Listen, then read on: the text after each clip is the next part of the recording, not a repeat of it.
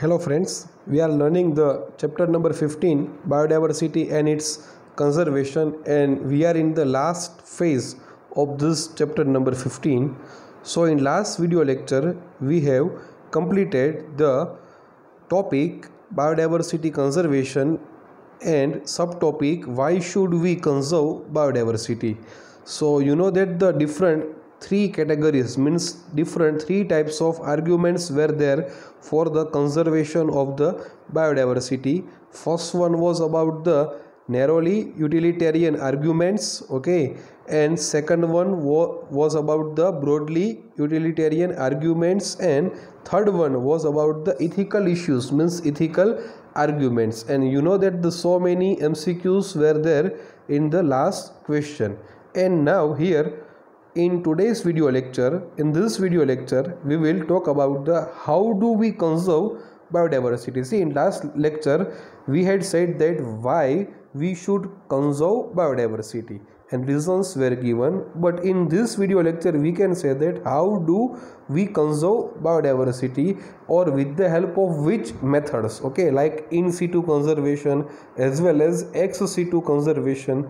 Okay, so two methods are given in your textbook, but in this video lecture we will talk about the meaning of in situ and ex situ, and we will learn the only first paragraph means only introduction of this particular question. Okay, so see, you can say how do we conserve biodiversity.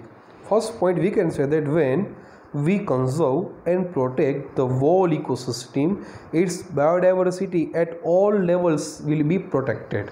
For example, if we are protecting a one particular ecosystem, okay, it means we have ecosystem A. So if we are protecting ecosystem A, then automatically all layers means you know that the genetic diversity is there, then species diversity is also there, as well as the different type of ecological diversity is also there. Okay, so all types of diversity will be protected economically. It means if we are protecting a freshwater ecosystem means a pond water ecosystem, if we are protecting a pond, then we are able to protect all the species of found in ponds means all consumers, all producers and all decomposers of the pond. Okay, so first point again we are going to revise.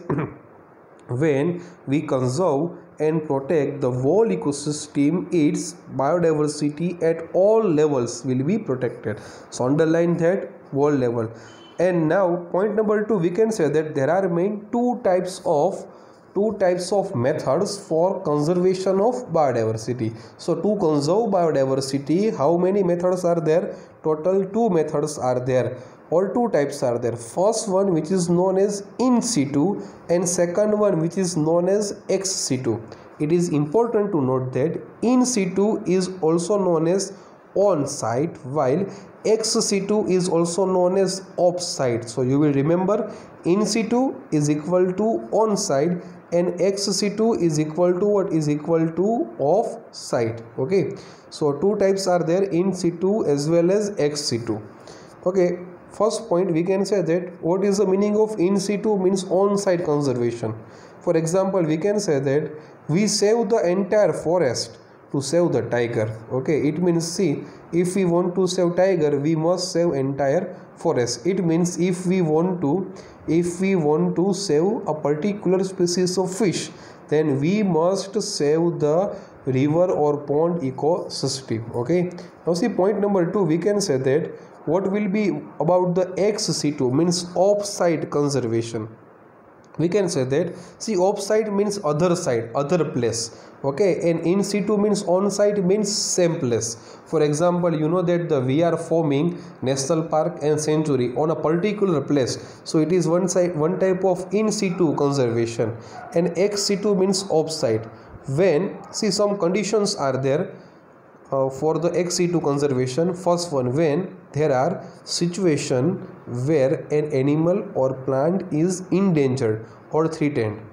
Okay, second condition, organisms facing a very high risk of extinction in their wild in the near future. And third one is and needs urgent measure to save it from the extinction. So if these three conditions are applied, then we can do ex-situ conservation. See, what will be the example of ex-situ conservation? For example, you can say that the formation of botanical garden for plants, as well as formation of zoological parks for the animals. Okay, so botanical gardens as well as zoological parks are one type of examples of ex-situ conservation.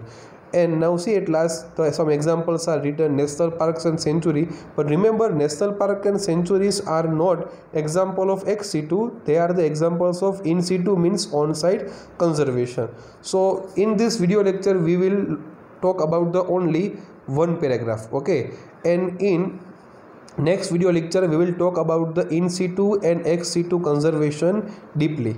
So now see the paragraph. Title will be what? Title will be how do we conserve biodiversity.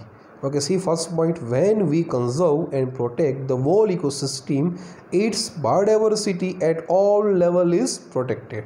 We save the entire forest to save the tiger, like we save the entire pond or river to save a fish species. This approach is known as in situ, means on site conservation, underline. However, when there are situations where an animal or plant is endangered or threatened, organisms facing a very high risk of extinction in the wild in the near future and needs urgent measures to save it from extinction. So ex situ means off-site conservation is the desirable approach. Okay, so two types of conservations are there: in situ and ex situ. So in this video lecture only one paragraph is enough for this lecture. Okay, in next video lecture we'll talk about the in situ and ex situ conservation. But in homework you will try to write the 2 or 3 differences between in situ and ex situ conservation with particular examples. Okay, so this question or this first paragraph is completed. Again I am saying, in next video lecture we will talk about the in situ and ex situ conservation. But see, you will find some examples. Okay, and you will find some definition of national parks as well as sanctuary, as well as the biological reservoirs areas. Okay, you will try to get the meaning of all these things, and you will also try to remember the names of national park and sanctuary found in Gujarat. Okay, the oldest national park found in India, how many national parks are there in India, and how many are found in Gujarat. So you will try to find all this basic information, and you can write this all information in the differences of in situ and ex situ conservation. This lecture is completed here. Thank you very much.